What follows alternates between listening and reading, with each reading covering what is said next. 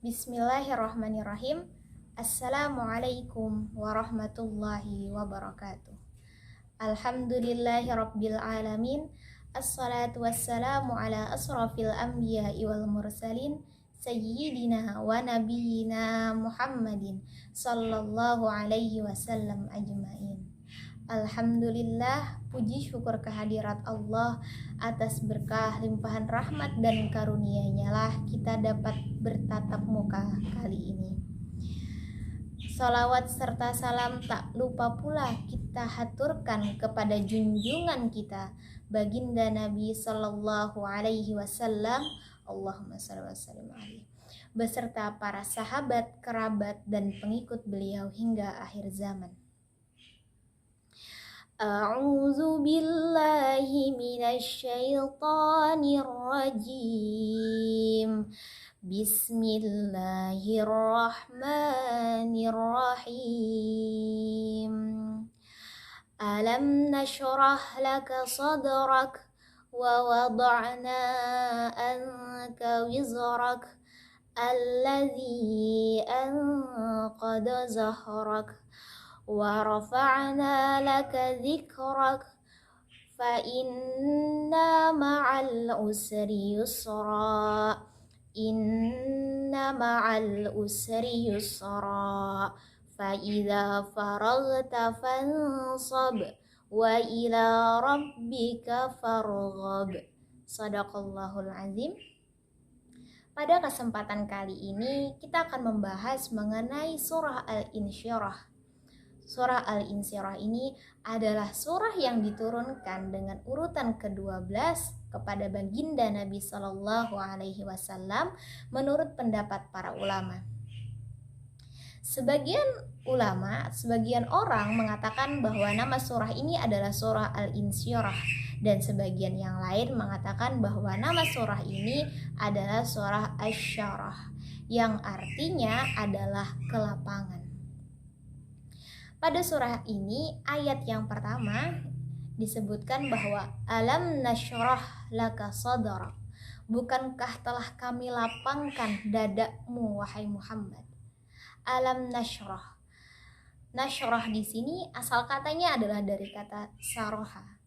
Jadi syaraha itu artinya adalah melapangkan, membedah atau memotong.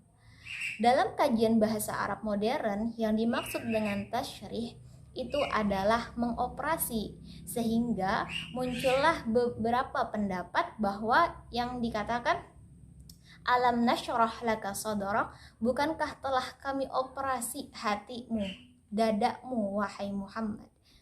Lalu mereka mengaitkan ayat ini dengan peristiwa Isra wal Mi'rajnya Nabi mengenai pembedahan dada beliau. Namun, pendapat ini sangat lemah karena asal kata dari tasrih itu adalah syarrahah, bukan syarah. Di sisi lain, di dalam Al-Quran banyak dijelaskan mengenai kata syaraha yang diartikan sebagai melapangkan, sebagaimana firman Allah dalam Al-Quran, Rabbis shrahli sadri, wahai Allah, lapangkanlah dadaku. Jadi bukan mengandung pengertian bahwa wahai Allah, operasikanlah hatiku. Tidak. Jadi Rabbis shrahli sadri itu ya Allah, lapangkanlah dadaku. Jadi apa yang dimaksud dada pada ayat ini?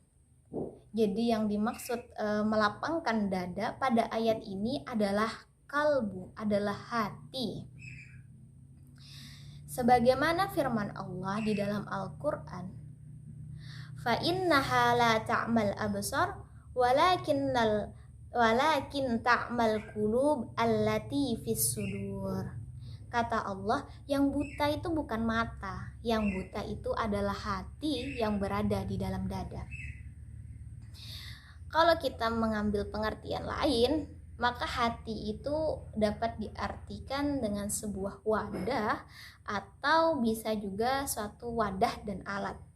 Ketika hati itu diartikan sebagai wadah, maka yang dimaksud hati di sini dapat kita ibaratkan dengan kolam, yaitu tempat untuk menampung air. Sedangkan jika diibaratkan bahwa hati itu adalah suatu wadah dan juga alat, maka dapat kita artikan sebagai suatu kolam, di mana kolam itu adalah tempat untuk menampung air sebagai wadah, dan dia juga merupakan sumber daripada air itu. Kemudian dalam kehidupan sehari-hari banyak kita jumpai atau kita temui orang-orang yang ketika ditegur sedikit saja marah atau tersinggung. Nah, dan di sebagian yang lain ada juga orang yang ketika dicaci, dihina, dimaki, dia hanya tersenyum. Nah, di sini kita dapat melihat bahwa ternyata orang yang ketika ditegur sedikit saja langsung marah, itu dia memiliki hati yang sempit. Sedangkan orang yang ketika dicaci, dimaki, dihina, dia masih bisa tersenyum, maka orang itu memiliki hati sedalam samudra. Sebagaimana samudra, ketika kamu melempar batu, dia akan sampai dengan waktu yang lama, dan ketika sampai pun belum tentu dia akan terasa sakit.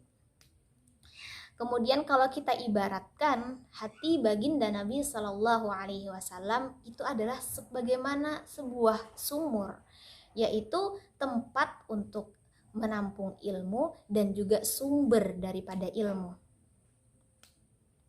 Kemudian hati itu kalau dibersihkan dia akan mendatangkan ilmu.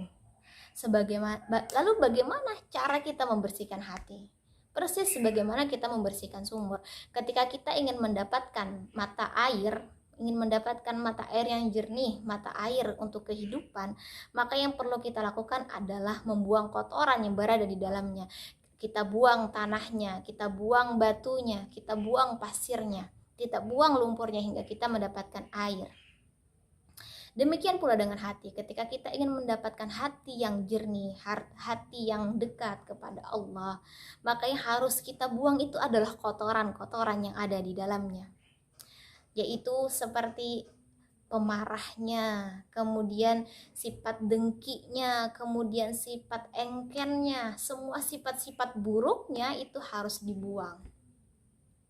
Oke, pada ayat pertama tadi, bukankah telah kami lapangkan dadamu wahai Muhammad. Kemudian pada ayat kedua lanjutannya, wa wada'na anka wizrak, dan telah kami tanggalkan atau kami buang anka wizrak. Wizrak itu pada mulanya artinya adalah gunung, karena gunung itu adalah sesuatu yang kokoh, sesuatu yang berat, sesuatu yang sangat kuat. Lalu diartikan wizrak itu adalah sesuatu yang berat. Oleh karena itu banyak kita temui bahwa menteri itu dinamai dengan istilah wazir, karena menteri itu orang yang menerima tugas yang berat. Selain itu dosa juga dinamakan dengan wizir. Kenapa dosa dinamakan dengan sesuatu yang berat? Karena dosa itu akan memberatkan kita di hari kemudian. Dosa itu akan memberatkan kita saat kita ingin berjumpa dengan Tuhan. Kemudian pada ayat selanjutnya yaitu alladzi anqadha zahrak. Alladzi yang anqadha zahrak, memberatkan punggungmu.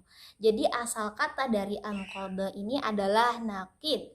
Nakid ini adalah seperti ketika seseorang sedang memikul beban berat di punggungnya dengan menggunakan kayu atau bambu hingga kayu itu berbunyi saking beratnya.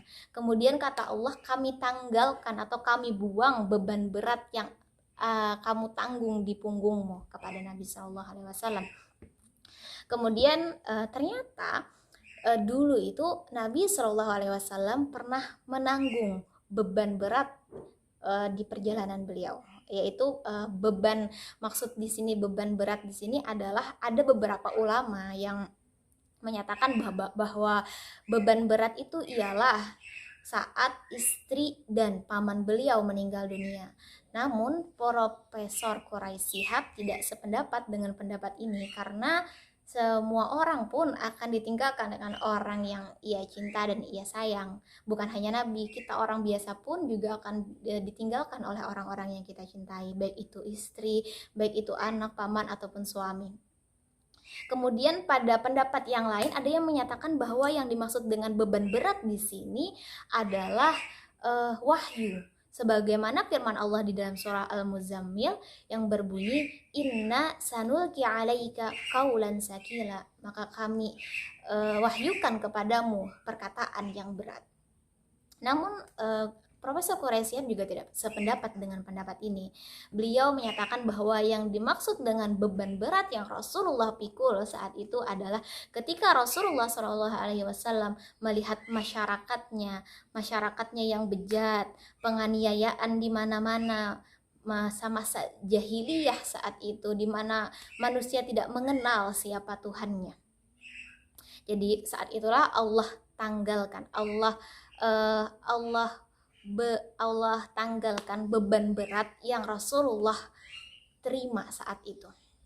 Kemudian pada ayat selanjutnya yaitu warafa'na laka dzikrak, dan kami tinggikan sebutannya. Zikrak itu asal katanya dari zikir, dan zikir itu adalah mengingat. Maka ketika warafa'na laka dzikrak berarti kami telah meninggikan sebutannya. Maksud dengan sebutannya di sini adalah nama baginda Nabi Shallallahu Alaihi Wasallam. Dulu ulama berpendapat bahwa tingginya nama Nabi Shallallahu Alaihi Wasallam antara lain itu karena azan dan iqamah, yaitu ketika itu nama Rasulullah Shallallahu Alaihi Wasallam disandingkan dengan nama Allah.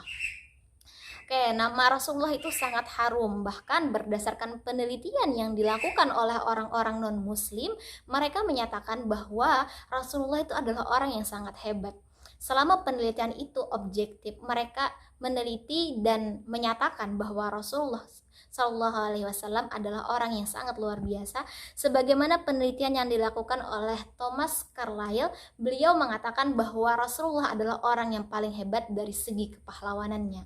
Kemudian menurut Michael Hart, dia juga menyatakan bahwa Rasulullah Shallallahu Alaihi Wasallam adalah orang nomor 1 terhebat dari 100 orang-orang hebat di dunia. Dan yang terakhir adalah menurut Marcus Dodd, ia menyatakan bahwa Rasulullah Shallallahu Alaihi Wasallam adalah orang yang paling sempurna dalam pembuktian ajaran agamanya.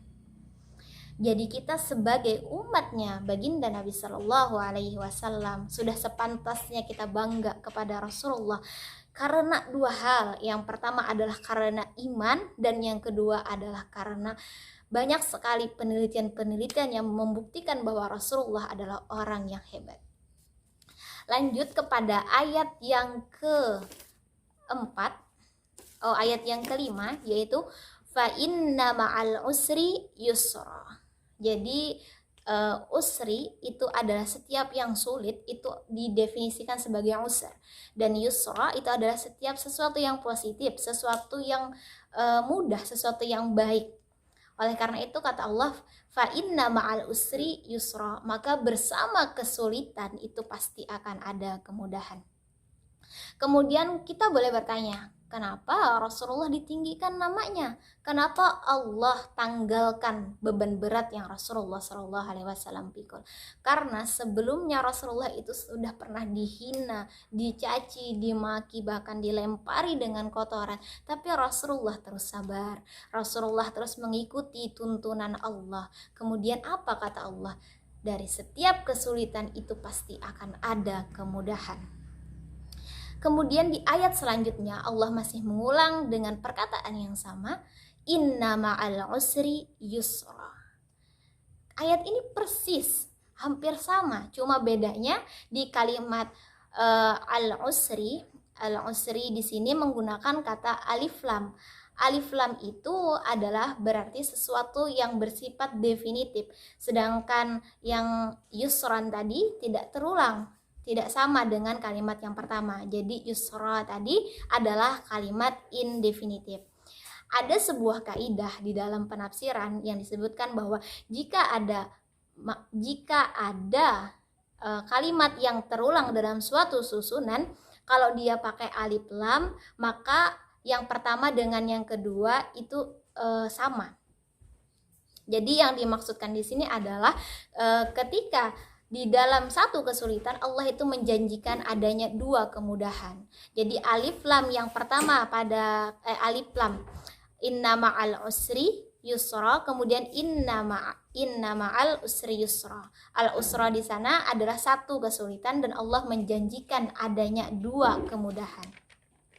Kemudian pada ayat selanjutnya, yaitu pada ayat ke-7, fa'idha faraghta fansab, dan apabila kamu telah selesai dari suatu urusan, kata Allah, maka kerjakanlah urusan yang lain. Nah, di sini Allah memerintahkan kita untuk selalu bekerja keras, untuk selalu optimis dalam mengerjakan sesuatu, kata Allah.